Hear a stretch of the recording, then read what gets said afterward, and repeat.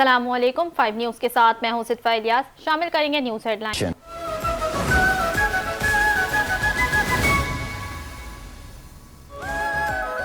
भारत से दूसरा बड़ा सैलाबी रेलिया दरियाए चनाब में दाखिल। हेडमराला पर इंतहाई ऊंचे दर्जे का सैलाब। चनाब पुल को हर किस्म की ट्रैफिक के लिए बंद कर दिया गया। इंतजामिया हाई अलर्ट। हुकाम के मुताबिक सैलाबी रेला हेड खानकी की तरफ बढ़ रहा है, जबकि सैलाब के पेश नज़र मुतअद्दिद देहात खाली करा लिए गए। हेड खानकी के करीब पहला शुगाफ डालने की तैयारियां।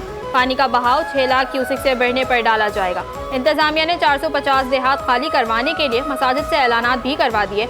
भलवाल में तालवाला पतन के करीब शदीद कटाव से कई एकड़ ज़रई ज़मीन तबाह। दरियाए रावी से मुल्तान भी मुतासर। अब्दुल हकीम के पास रेलवे ट्रैक से रावी का पानी गुजरना शुरू। मुल्तान में हेड मोहम्मद वाला पर शुगाफ डालने का फैसला।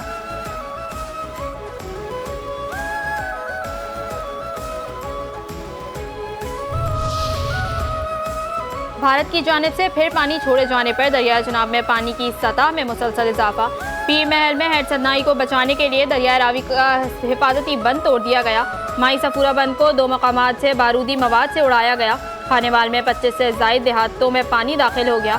हेड तमो पर ऊंचे दर्जे का सैलाब। मुल्तान और गिरदोनवा से 4 लाख अफराद महफूज मकामात पर मुंतकिल।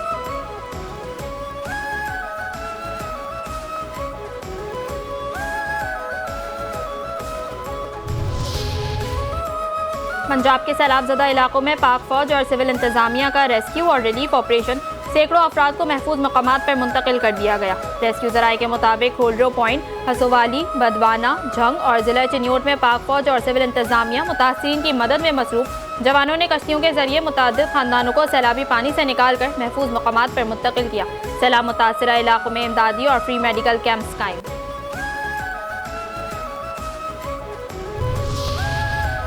सिंध में मौसम गर्म और मरतूब। बाज़ अजला में बारिश और सैलाब का खदशा। आज दादू और शहदाद कोट में गरज चमक के साथ बारिश मुतवक्के। दरियाए सिंध में गुड्डू के मकाम पर 6 से 7 सितंबर को इंतहाई ऊंचे दर्जे के सैलाब का खदशा।